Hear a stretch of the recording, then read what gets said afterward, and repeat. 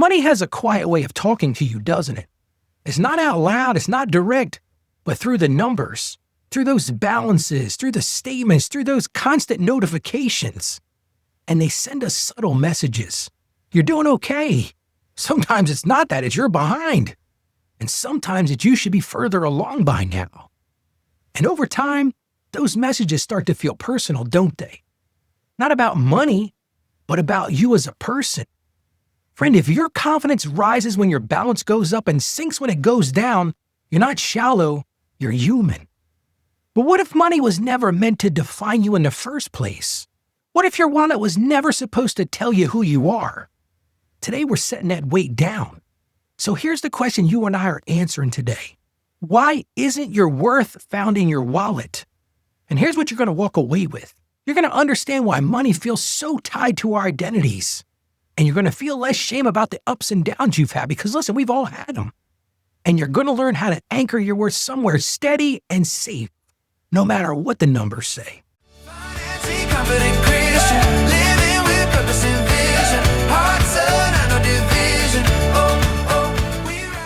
Hey friend, Ralph E. Stepp Jr. here. Welcome to Financially Confident Christian, where we learn how to walk through life and money with wisdom, with peace, and with a heart anchored in God's truth. My mission is simple. I want to help you break that cycle of financial shame and build steady habits rooted in faith and become financially confident Christians.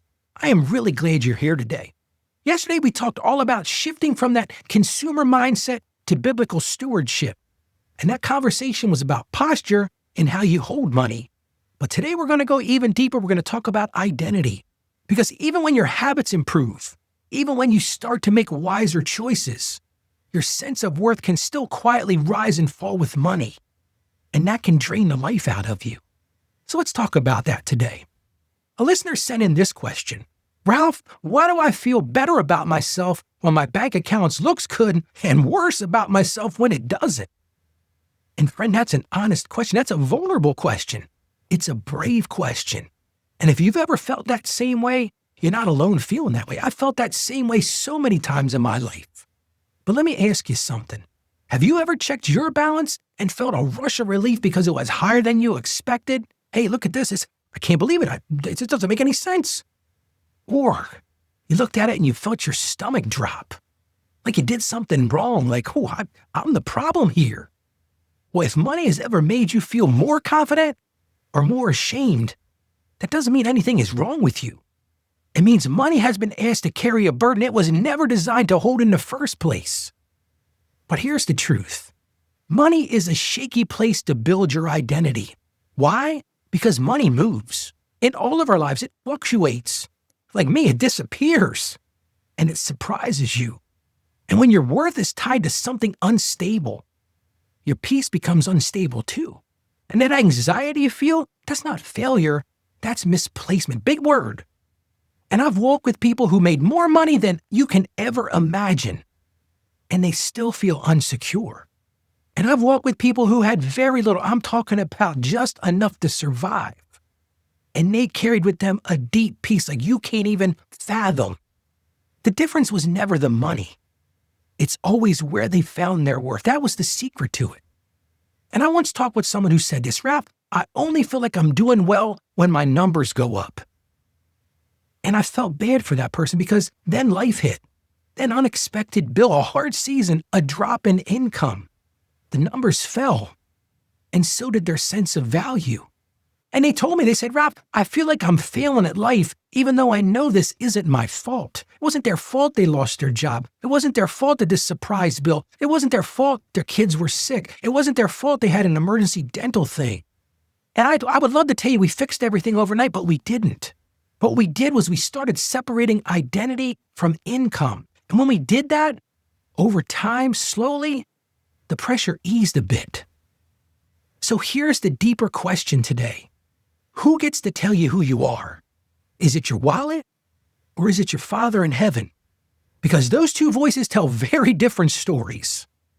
But let's slow this down together. I want to start by saying something over time. Money quickly becomes a mirror. Money starts reflecting back messages to you. It reflects back things like you're responsible, or like I said earlier, you're behind. You should know better by now. But money can only show you numbers. If you don't hear anything else I say today, hear that. Money can only show you numbers. It will never measure your character. It will never measure your effort, and it certainly won't measure your faithfulness. But the problem is culture trains us to find and tie our worth to wealth. Because from a young age, we learn this. More money, more success. Less money, struggling. And that message gets repeated so often, it becomes true in our lives. But just because something's repeated doesn't mean it's true. The truth is God anchors worth in the relationship. God doesn't measure you by income or your net worth. You are valued because you are His. See, before the paycheck, after the paycheck, it doesn't change. Your worth doesn't rise or fall when your income increases. Your value doesn't go up when your savings drop. Your worth doesn't go down to God. Your worth is steady because God is steady. And this secure identity brings calm decisions. See, when your worth is anchored in Christ, money decisions feel lighter. That fear quiets down. That comparison that so many of us are trapped in loses its grip. And money becomes a tool again, not a verdict. And see, that's what money's supposed to be. Money's supposed to be a tool, not a verdict on your worth. Now, you got to be honest with yourself, though. This doesn't remove responsibility. A lot of people say, okay, well, I'm just not going to worry about it, Rob. What you're telling me is God's got this. No, that's not what I'm saying. You still have responsibility. You still got a budget. You still got a plan. You still have to grow. You just do it without shame driving the entire process. And over time, that peace replaces the panic. Because in the end, your wallet reflects a season. It's not your character. It's not your future, and it's not your value. It's just a season. And guess what? Seasons change. Let's look at our scripture today. It comes to us from Galatians chapter 3, verse 26. So in Christ Jesus, you are all children of God through faith. And I just love this verse of the Bible. It means that your worth is received. Think about that for a second. So in Christ Jesus, you are all children of God through faith. You didn't earn anything. You didn't achieve it. And that truth right there can quiet a restless heart. So here's what I want you to do today. Something simple. I want you to write this sentence down.